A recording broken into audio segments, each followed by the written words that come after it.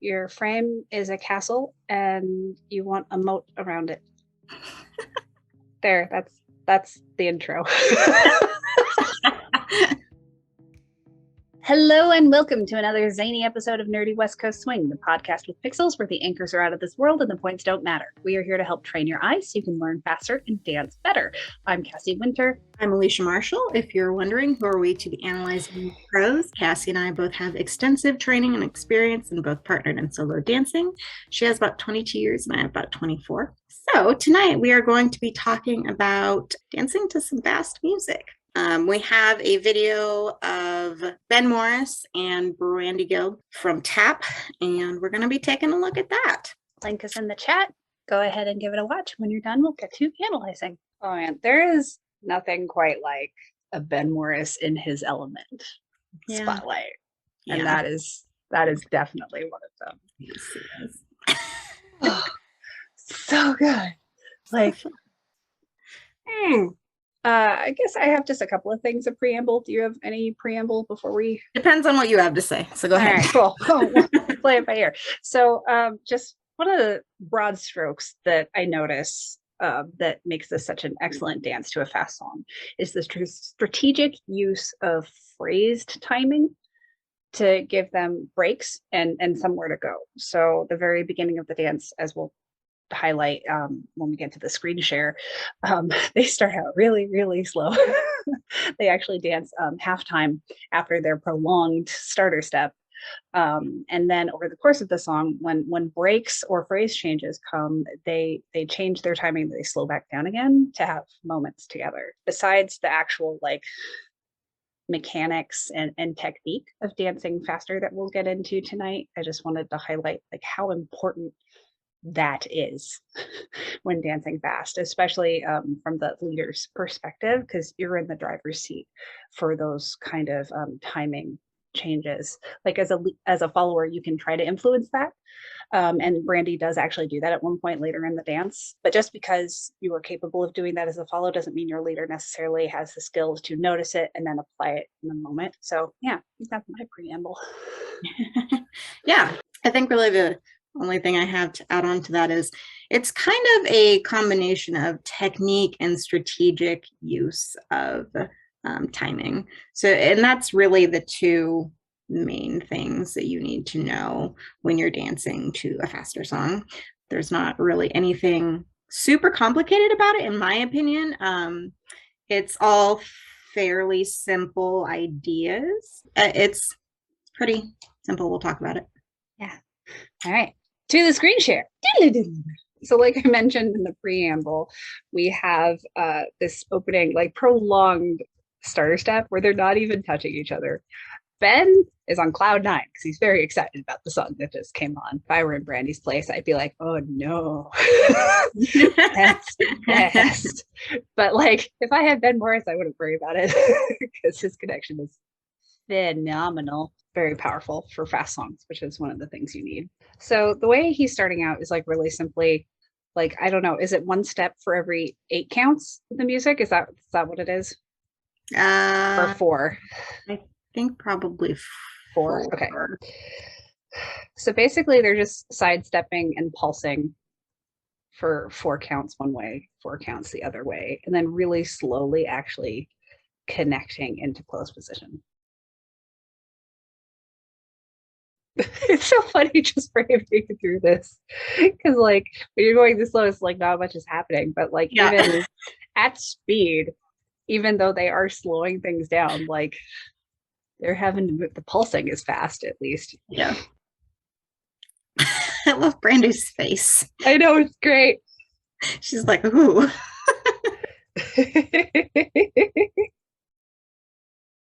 Lovely heel strike and leg line from Ben Morris right there. Yeah. So now we're getting into something. Yeah. So we're getting into a basic anchor in close position. Mm-hmm. However, they're dancing halftime. Yes. Which is a godsend for songs this fast to take advantage that is a possibility. That is a legal possibility. And often judges will really appreciate that. that you can throw that in. I know I did that once in the spotlight and it like blew everybody's minds. Yeah. It was great. So to elaborate on what we mean by that, in case anybody doesn't know, if you were just going with the regular timing, you'd be taking one step for each beat of music, but instead of that, they are slowing it down and they're taking one step for each 2 beats of music. Mm-hmm.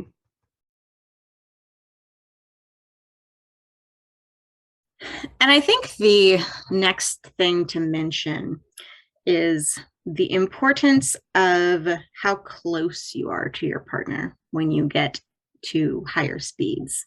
Mm-hmm. This in particular, they are fairly like apart from each other, really, but it's because of the choices that they're making to slow down the music and their movement. Yeah, because with more time, you can have more space. Mm-hmm. And then right after, I believe this is when they transition into straight timing or normal timing. Yeah. What is the word for not half time, not double time? Is it just time? Single time. Single time. There we go. Because I'm like straight time. No, that's wrong. That's in comparison to swung time. Yeah. Single time. There we go. So this is the part where they're transitioning into single time. And I would say if I had any critique of this dance, I feel like they could have hung out in halftime a little bit longer. Yeah. Because the transition between that halftime to single time just felt a little jarring to me personally. But again, that's a really personal, subjective perspective. Mm-hmm. Yeah. So like I was saying prior, this like really open body language that they have and how far away they are is something that will look frantic if you are going at the speed of this song. Oh, that would be flaily. Yes. So if there are times when you are watching maybe not necessarily a champion spotlight, but when there are spotlights for the levels under champion, you might see that it's starting to look a little bit flaily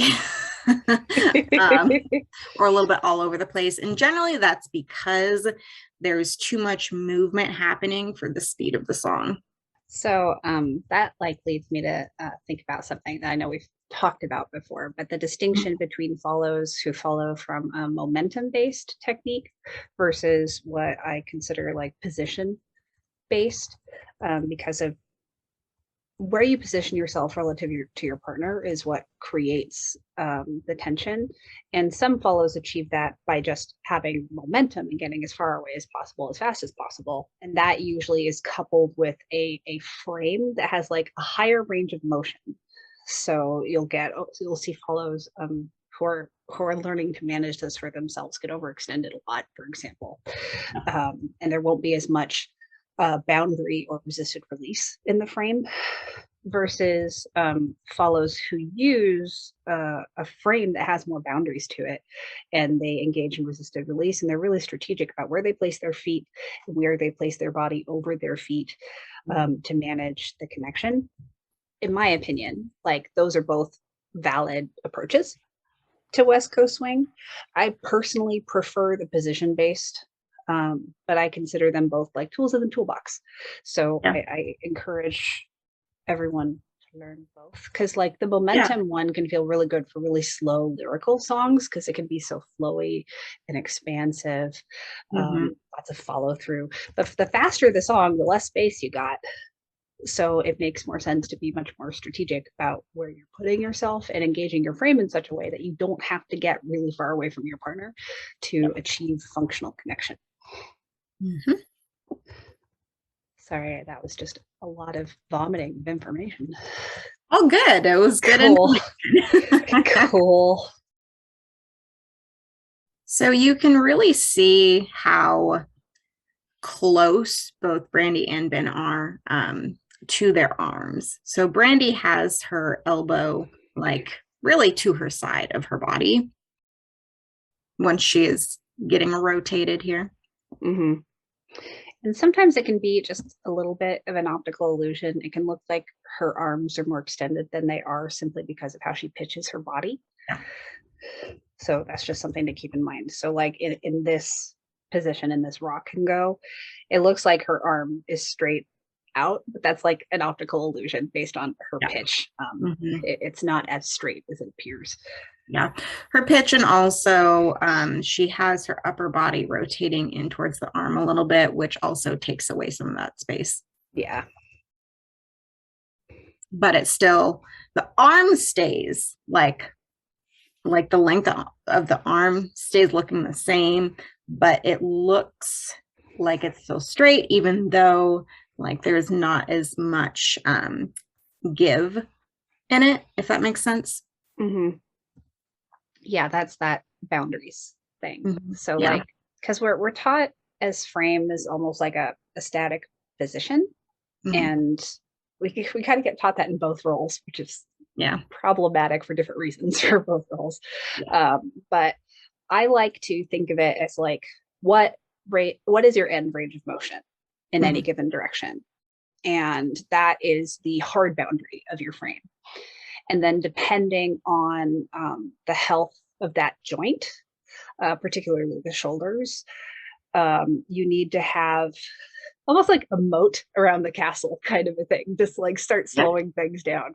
So for instance, if I'm like, my arms are going out to my side, like I'm literally hypermobile, like I have a connective tissue disorder. So I can go way back here, but ow, if I were to just like go and then suddenly try to apply force here, that would hurt me. Whereas that's not my hard boundary. That's like I have killed myself. So instead I want it more out here. So it's not 90, it's just a little short of there. That's my hard boundary.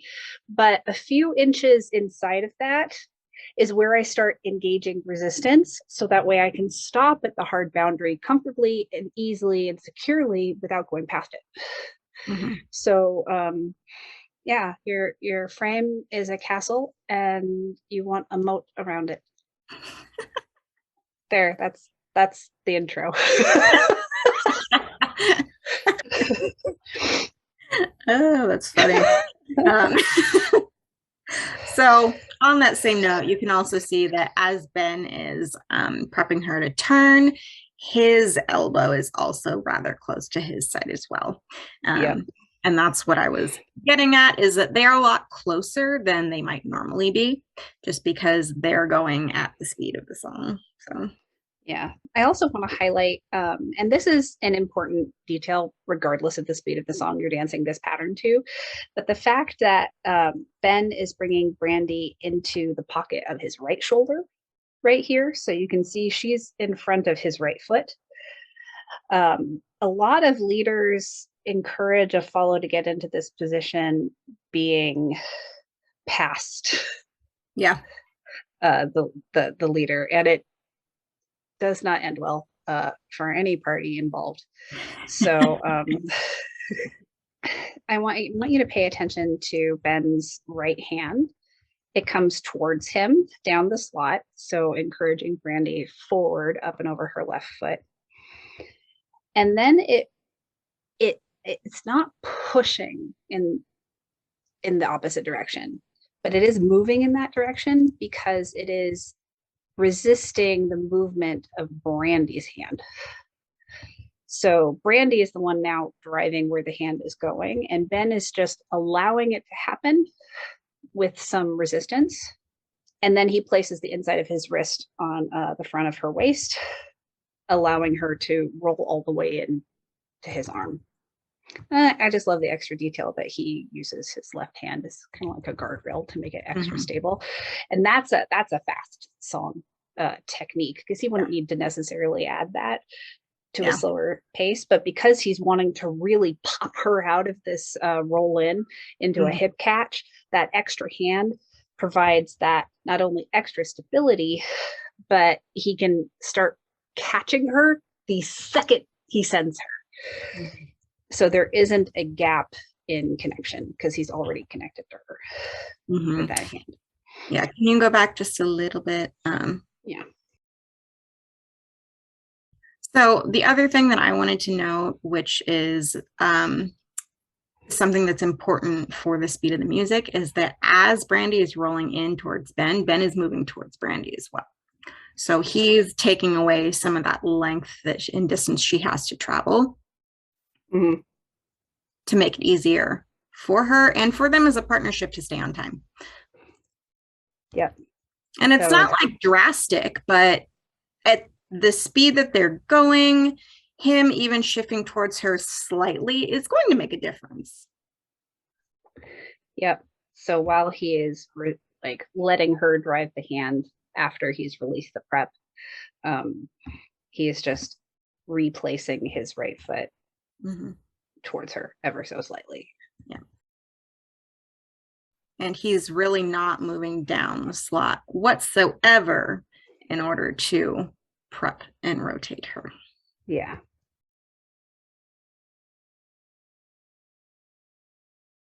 But wait, there's more.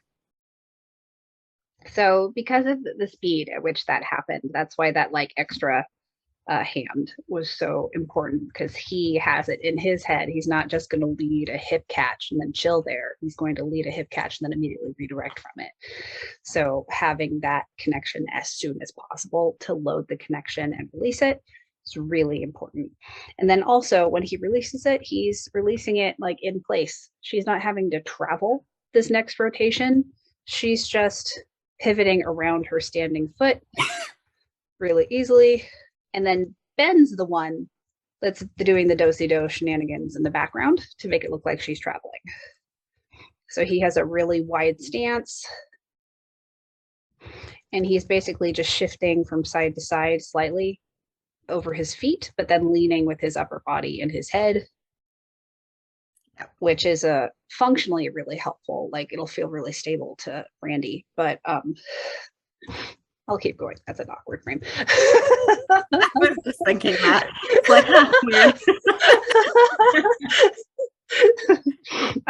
but it also gives that illusion that more space is being taken up than it is, because like it makes it look like Brandi's doing all the work when she's just spinning in place, and Ben's being like, "I'm here, I'm over here, I'm over here."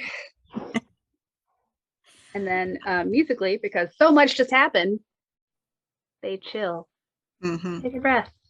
They just hang out here, which is so nice. If you are a follow watching this replay and you have been taken out of what could have been a beautiful breath moment, let us know down in the comments. So one thing that I want to point out for Brandi specifically during this dance is that she, for the most part, is not fully committed to having her weight like distributed throughout her foot. She is either having the weight towards the toes or towards the heel, but she is almost never directly standing up over that like center of her foot. It's generally one way or the other. Yep. And that's extremely important. Sorry, what were you going to say? Oh, I was just going to say, you can see right here in her anchor, because of the way she is positioning herself more over the forward part of her foot, just like be ready to go. Her center is more like directly over her toes, and it doesn't really quite get back enough. And this could be a splitting hairs technique discussion, but I consider that another like opinion thing. Yeah. So like I would want to handle this differently personally, but Brandi has a very particular style that was absolutely beautiful. Yeah.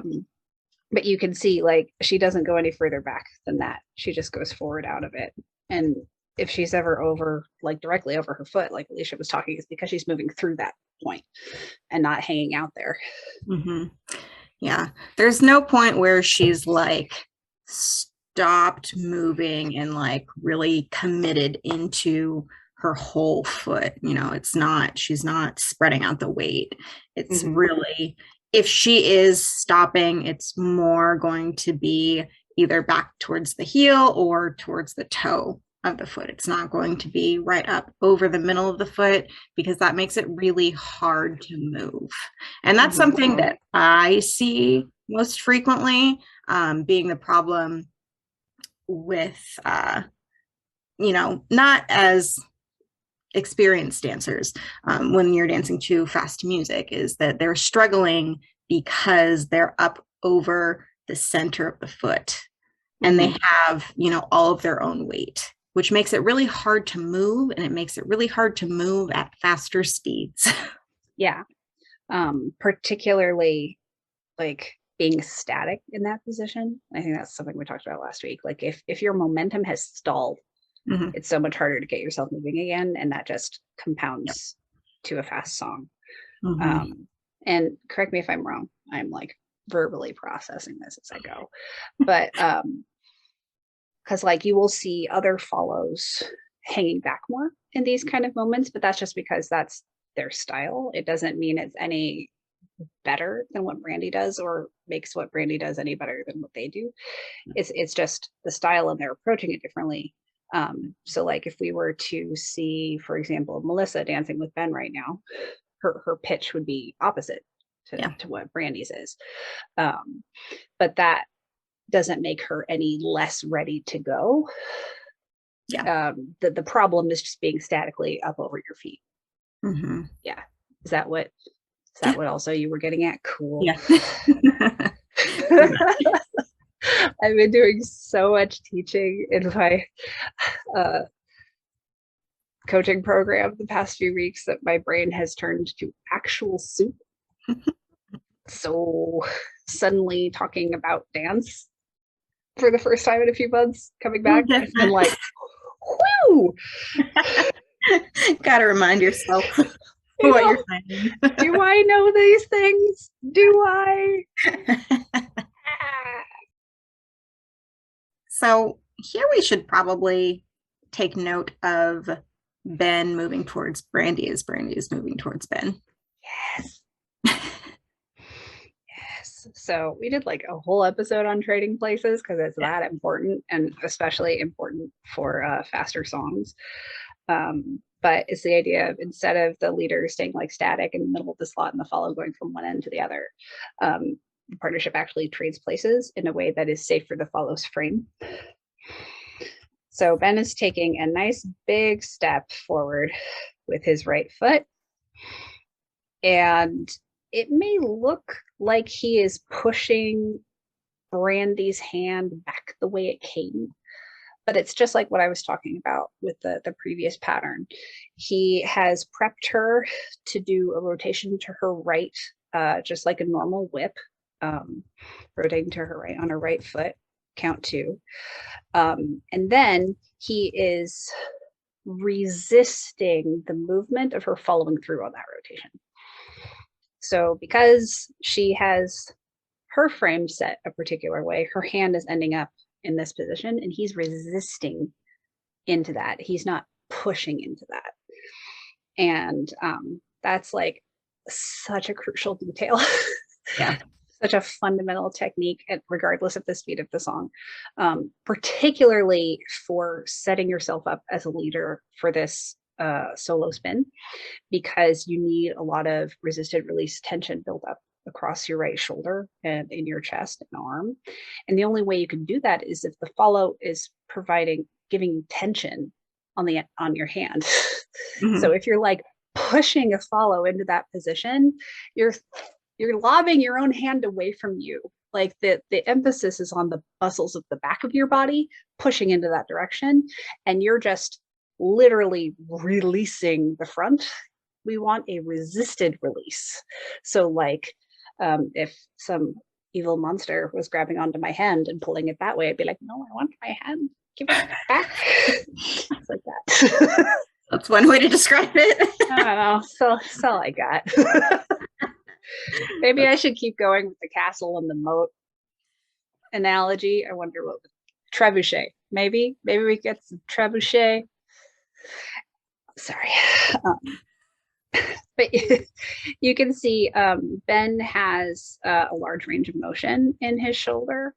And I wonder if this is where part of that confusion comes from a lot, because like dancers will see this and maybe think he is pushing her into that position because of the range of motion. But he just happens to have a very mobile shoulder and can tolerate resisting release into a position like that. And this one in particular is unique because he's like kind of pitched forward a little bit, and the angle of his arm, I'm not sure how to describe it, but the resisted release is kind of distributed in a more interesting fashion across like the top of his shoulder, kind of because of the position he's in right now, which is the deltoids. You have more strength there anyways. It's just like a door opening in your shoulder, and you're depending kind of solely on your rotator cuff, that most people have a less range of motion. Yeah.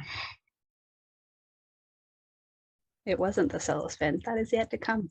But still, same deal.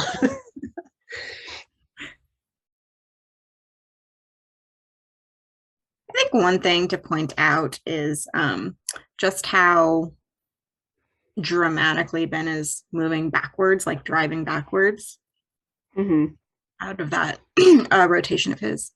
Yeah, so he landed very wide in plie, and he's already extending that right foot back. Oh, and look, it's so juicy the way he hangs off of that. Yeah. Like that's an excellent demonstration of like the control of like sending your body into a step before your foot strikes as a leader, which is a really important skill. Yes. So it was really important for Ben to be able to really drive backwards with that, because Brandi was pretty pitched. And so getting her to move is going to be a little bit harder. Yeah, you can see just because of the way her frame is and how back she is, he has to get her up and over this foot before any sort of like forward anything can happen. So that's why they're two big steps. And then I like how instead of leading like a traditional push dog, he kind of dissolves the energy upward to give her the choice of maybe how to exit it. Because like a sugar tuck led correctly at speed, like a normal old sugar tuck, even when led correctly, is a violent experience. Yeah. So like save those for really like important musical moments where you're trying to hit something on the other end of that sugar tuck. So it's a nice choice on his part to kind of dissolve it. And then she's using her left hand to get some extra stability on his waist. And it just allows her to kind of like they do end up doing this nice face loop the way that the connection resolves. And that wouldn't have been possible without dissolving the connection first. Yeah. One thing about Brandi in particular is how she's very conscious of the size of steps she's taking. And that's just Brandi at all times generally. But for this type of song, it is extremely important for you to not overstep where your natural gait would be. Because then you're going to kind of lose control over your body positioning, and it will be way harder at a faster speed for you to kind of catch up and to regain control of your body. Wow. So here's another example of Ben like really pre-prepping to make sure that he has the energy loaded up so she can be on time. So you can see when he's inviting Brandi to sink into this hip catch, he's really sitting back and he's already shifting his right foot to the place he needs to have it, so he can just immediately push towards it to be able to release that hip catch at speed. One of the problems I see a lot at, regardless of the speed of the song, but that gets so much worse for higher speeds, is leaders conflating their footwork being on time with the same time they lead something. But leading has to happen in advance. So like for a follow to follow you on time, they need the memo a quarter, a half, or a whole count ahead of time. Yeah. So the lead happens first, and your personal footwork and stuff happens afterwards. Like, so you're both, did that make any sense? Maybe you should try I mean, it did to me. I know. Why don't you put it into your own words? Because I feel like that was a fail. Talking about just the pre-leading? Pre-leading, yeah. Preps. Yeah. Everything is prep. But like a lead is so like if you want a follow to step forward on one, they need that information before count one. There, I think that was a simpler way of putting it. If you want a follow somewhere on count 5, you need to let them know before count 5. Yeah. If you want to follow to land on count 5 and then immediately redirect like equal and opposite, they need even more information before that count. Yeah, and that's not to say that as a lead you need to be taking your own like steps or whatever you're doing ahead of the count. You don't necessarily, but it's more about making sure the connection is clear enough to redirect, and knowing that or giving your follow the idea that you're going to be redirecting. Right. It's separating the leading timing, like the functional leading, from your dancing timing, because they're offset slightly. And those leaders, and actually I see this a lot with follows who go to lead, when they line those up perfectly and they're happening at the exact same time instead of slightly offset, it creates almost like a sluggish aesthetic and connection, and it's harder to follow. It doesn't look like West Coast swing. Yeah, in my mind, like when I lead, it's more like the connection is what's happening prior to the count, and then the lower body, like the stepping, is what's happening on count. That's how I kind of see it in my mind.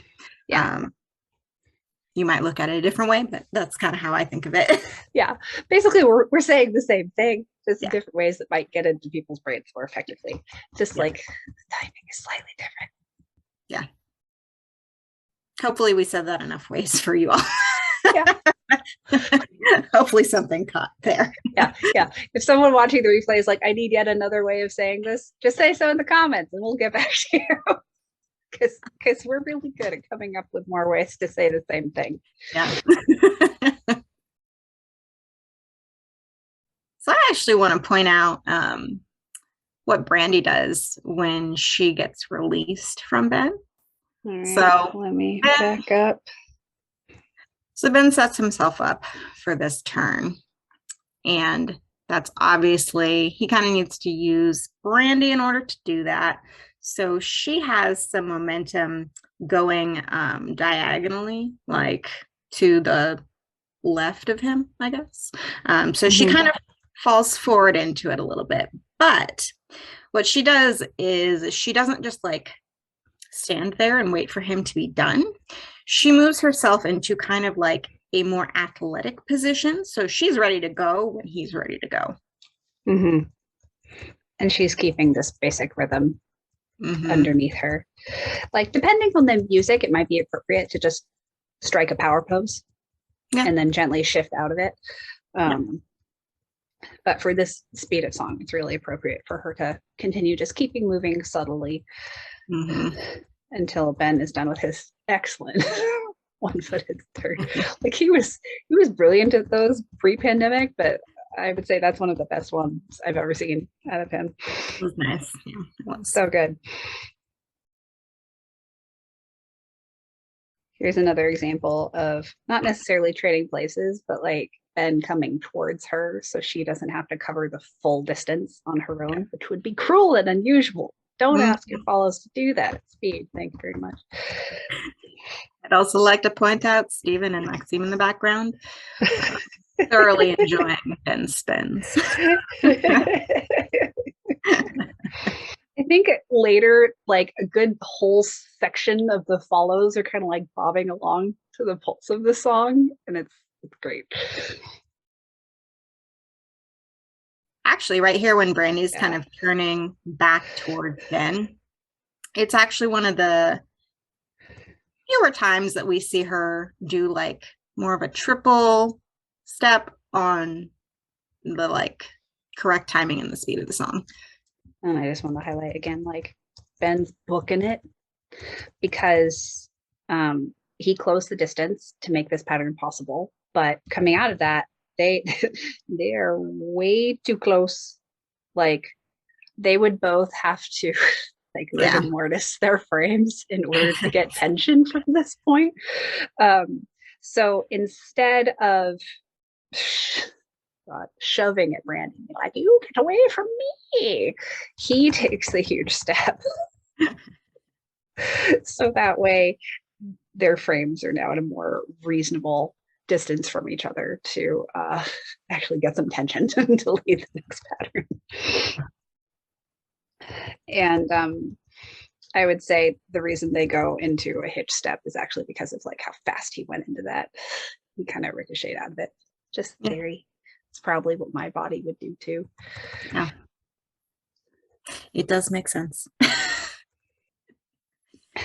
All right. So wanted to highlight the end of this sequence right here where Ben is passing Brandi, but then he wants to immediately prep her for her own turn.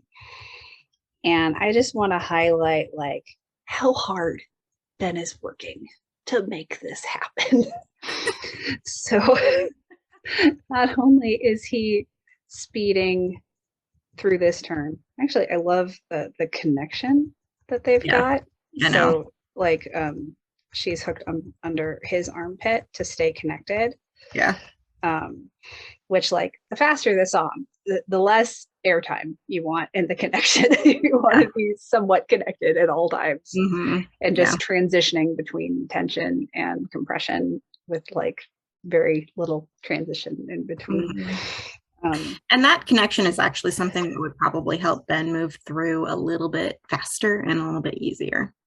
Yeah, because she's able to stabilize a little bit. Yeah. I know if the leader did that for me, I would be like, I'm going to try to orbit this correctly around your axis. So you feel better. Which is like an underrated skill for follows, I feel like, that doesn't get talked about a lot. Like that kind of like assistive thing for leaders rotations, because like the same leading skills can be applied from a follows perspective when a leader is going for their own turn. So you don't treat it like you yourself are leading it, but you can follow through and maybe like course correct if you notice any wonkiness happening. Just like leaders can help course correct a follow through a turn. Like really helpful skill. What's so funny? Because I'm thinking about, actually, it happened at TAP, the weird experience that I had with this leader where like I was totally grounded and he did something similar to this and he was just like super amazed. He was like, you grounded me. I love it. Sometimes a leader will like fold themselves into like a hammerlock hip catch kind of situation, or just something where like I get access to their waist and their back. And I'm like, I can help make this a little bit snappier. I'm excited. And then they always come out the other end go, whoa, that was cool. All right, so I want to talk about what do I want to talk about first? There's a lot. Let's pay attention to the handhold first. So we've got a right to right.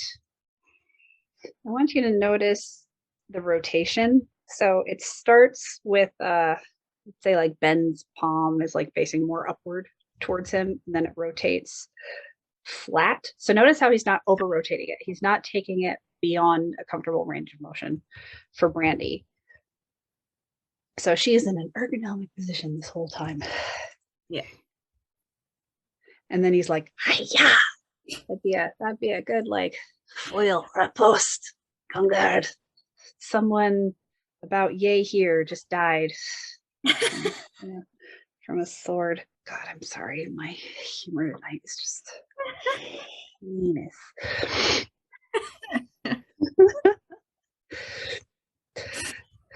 So, because what's happening is he wants Brandi to rotate to her right and progress down the slot with her left foot. He cannot have her arrive over top of that foot to accomplish this. So you can see she is shaped. Her foot comes down, and she's maybe come forward like an inch or two off of her standing foot, but she's still mostly weighted on her right foot. She's not going to get up and over that foot until after the prep. And you can see that's when the handhold really starts drawing down the line. I'm processing. I'm trying not to fall down a rabbit hole. let's now. Okay, so we looked at the handhold. Now let's look at Ben's torso. So he's really rotating. So now he's like perpendicular to the slot. And he has done it in such a way that he has lots of space in his arm to do that. Hiya. That's very important. Because if he had overextended himself here, he would have had to have brought Brandi forward down the slot more than rotating her for that prep, which would have been no bueno. Bad. But because he has that room, he can focus on the rotation. And then this is where strong Ben activates. Because it's like an equal and opposite thing going on. So there is some kind of natural resolution to the connection and the momentum of the connection. But like that requires muscle power right there to get a follow to then follow through on that rotation on time. Yeah. This is where that like if a leader were to try to lead this at the same time as they're doing their own footwork instead of having it offset and providing the memo before the memo needs to be executed, that's where it gets like really sluggish and then it feels off time. And then this is just comedic wit gold. I forget what the actual lyric is, but it is on. I think it's Bring It Right Back. Excellent. Yes. Bring it right back. Oh, those flashes. Maxine's going wild. So it's really interesting how often Ben is using the roll in, roll out to a hip catch kind of combo to varying degrees of variation. But when you can lead that powerfully and on time at speed to fast songs for follows, it's a really great demonstration of skill for one, but it's a really effective way to let the follow have breaks. Because they're going in one direction for a short period of time, going in another direction for a short period of time. And then at the hip catch point, you can chill out there if you want to. So earlier, they didn't chill out here. He did more. But now they're later in the song. They need some more breaks happening. He lets it be a chill moment, and then he scrolls away so she doesn't have to complete the movement. So giving her a break. So I think the only like structural element that Ben isn't necessarily using to the degree that he could for a fast song is staying in closed position. He tends to ricochet in and out of open to hip catch, which like I'm not saying this to like detract, like Ben is a genius in this dance in particular. I'm just saying that's another tool at your disposal. My brain was about to say exposal, and I'm like, what? Close, but no dice. No, but as leader, that's like another tool at your disposal to help manage fast songs, because then a follow slot literally gets shorter when you're staying in closed position. And that can be a really helpful tool if you don't have as much skill with trading places or scrolling, for example. And with Ben using the roll in, roll out so much, it's actually really helpful for the speed of the song because Brandi isn't having to travel a long ways for it. With that type of pattern, you can kind of do it more so in place than other types of rotations. Yeah, it's an illusion. All right, holding forward. Oh, of course, it's right at the moment that I wanted to talk about. So I think I mentioned this earlier because as a follow, you do have the, it is something in your wheelhouse where you can try to affect the timing.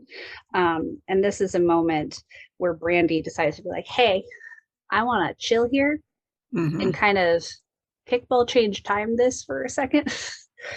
Yeah. Like you can tell just by the way he's prepping his, like, he's ready to go. He's like, in the, like, I'm gonna keep you on time, Brandi, I promise. But Brandi's like, we can chill here for a second. That's okay. And he catches on right away, and they're able to participate in that. Yeah, this is one of the fewer times that Brandi goes from being pitched a little bit more forward to pitched a little bit further back. And she's really keeping her shaping for her rotation. So like her, tell me if this isn't what you see, but it feels like her left hip is more forward and her right shoulder is more forward. So she's like contra body to her left in her upper body. And she's not changing that relationship between her shoulders and her hips. So it's like static tension in the body. And that is one way to tell a leader that something's up, something is changing. I want to hang out here. So that isn't the only thing she did. She would have done something in the connection to imply that she's not going anywhere. So Ben got the memo here, and then visually, based on her rotation, that's what helped him catch on.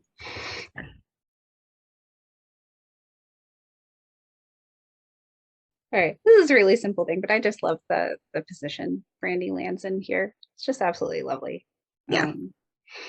Ever so slightly turned out foot, pointed foot, extended line. Just it's pretty. There. I'm saying the obvious, but hey.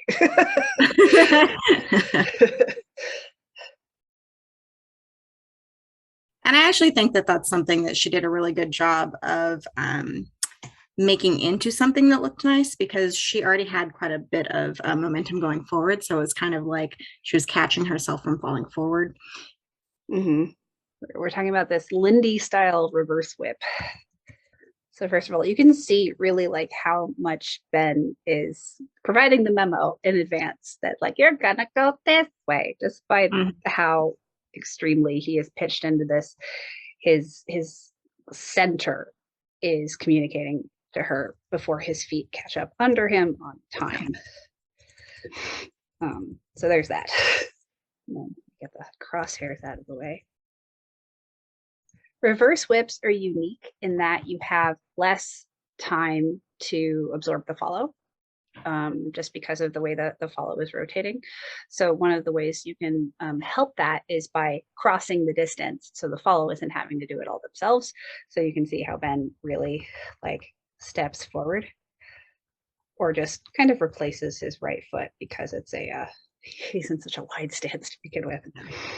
But then he keeps really progressing down line, and the speed at which he's doing that is allowing him to catch her on time. And also, it's so much fun to do this, to take out your triple step and just hang off of the follow when the follow connects properly into a whip and just ronde around it. So he's literally like the anchor point is Brandi, and he's just rotating around it. Mm-hmm. And then there's this transition to compression because Ben came around and then back forward. His momentum is going that way. Yeah. Which means it would be nigh impossible for him to immediately redirect her this way. This momentum needs to get resolved first. And so he just rotates, and that leads Brandi to rotate, but without progressing down the slot. And that's how you get this kind of like heads together pyramid shape. And then there's compression. There's going to be so much compression in this handhold. Yeah. And then that compression resolving is what actually leads Brandi back away from him. Mm-hmm. It's really fun. And then, of course, another ronde. Like Ben's in full like Mindy mode almost at the end of this dance, which, you know, at this speed, yeah. I do not disagree with this choice. Ben, sir, you're so speedy. As you should be. Yeah. Mm-hmm. So as Brandi's coming out of this, he already knows what he wants to do. So there's going to be a rock and go to a tuck, and he's like, there's no way Brandi's going to close this distance in time, which, because like that's unreasonable to ask of any follow in that position. So this isn't like, that would be cruel and unusual, like I say all the time. So he's like, I will close the distance. So that way she only really has to rotate back and forth without traveling, just over her center, over her feet.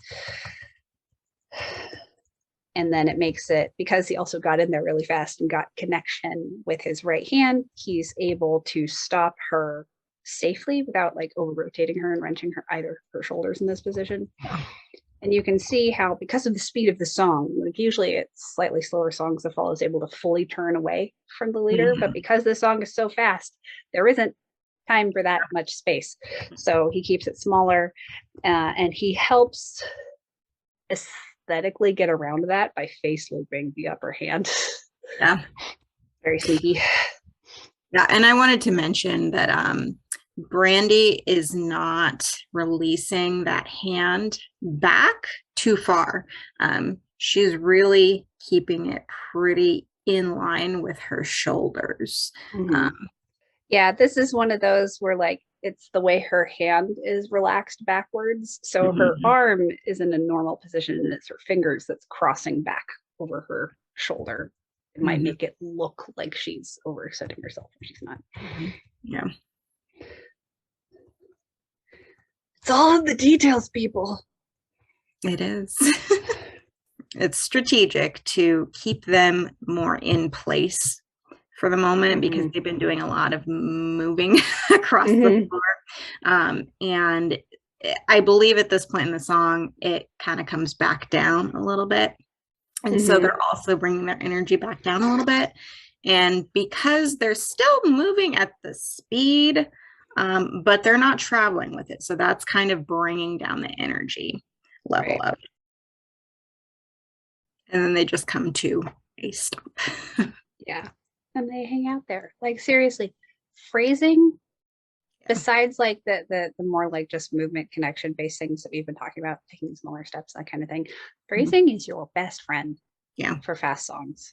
Yeah. And if you can phrase well, Scatman is no big deal. True. I know, because I have led I don't know if she was at the end of her second trimester, at the beginning of her third, pregnant woman, an all-American. We got Scatman, and I got 4th place leading her. We beat Sean McKeever. So like, phrasing is your friend, people. It's the evidence. It's funny. But yes, very important. And I love that Ben is the one that scrolls away from her first. Yes. Because like it is so exhausting being a follow to a fast song with a Yeah. leader who doesn't understand how to manage it well. Yeah. It is so much easier to run yourself around under your own power relative to a follow than it is to be a follow being yanked to and fro, back and forth over and over again. And that's actually like, I know we have our own like postural or static tachycardia syndrome makes this hard, but this is one of the reasons like why I despise that the fast song is always the last song in heated comps. Like I realize that on the one part that's logical, it's strategic, because then if you're third song and you can't be on time, that's a problem. But like, ow. Yeah. It's rough sometimes. That's one of those things where I wish like comps and judges would make a person first decision instead of a make my judging easier decision. Fair. Yeah, for me, let's see, what would be my ideal? It would be medium, fast, slow. Yeah, probably. I would love that. Yeah, that'd probably be the best. Because that way you can warm up. You're like at the height, and then you can come down off of it because you're exhausted. This is a lovely callback to what Brandi did, except Ben initiates it. That's a really simple musical partnering thing to do. If your follow comes up with a cool idea structurally later in the song when the phrasing becomes appropriate again, you just lead the exact same thing. And you don't try to one-up it. You just do the exact same thing together. And it's magical. Yep. And safe. Framing is amazing. Coming out of his shoulders. I know. When everyone wears black. Oh, so good. Oh my goodness. Both Alicia and I will be at Rose City Swing and All-Star Swing Jam. We are available for private lessons either separately or both at the same time, because like getting a lesson from both of us at the same time, that's like mega mind stuff right there. Let the in-person shenanigans commence. It's so weird. I know, it's bizarre. Anyways, is there anything you want to say to wrap up? Don't think so. All right. Well, thank you all so much for joining us. Until next time. See you next time. Oh, my cat just slow blinked at me. Hi. Hi, do you want to sniff the pen? Oh, no, that's cute. Oh. My Robert somehow got a picture of Oreo like mid-lick of his own nose the other day. And there's just like this, the length of cats' tongues never cease to amaze or horrify me. Red light, green light. Why did I watch Squid Games?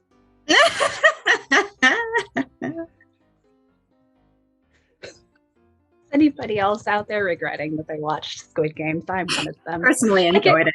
It was good, but I think my nervous system could have handled not having seen it.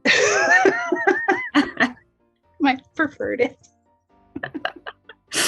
That's funny. Oh no, I went to pet her and I spooked her. Are you okay, honey? I'm so sorry. I'm so sorry. That happens like once every like 3 months where she's so out of it, you touch her and she's like, the sky's falling. So sorry, honey. It's less pathetic when I can make Alicia laugh instead of me just like being the only teacher in the room with the student, and then maybe they don't like my form of humor and everything falls on crickets, and that's rough. Anyways.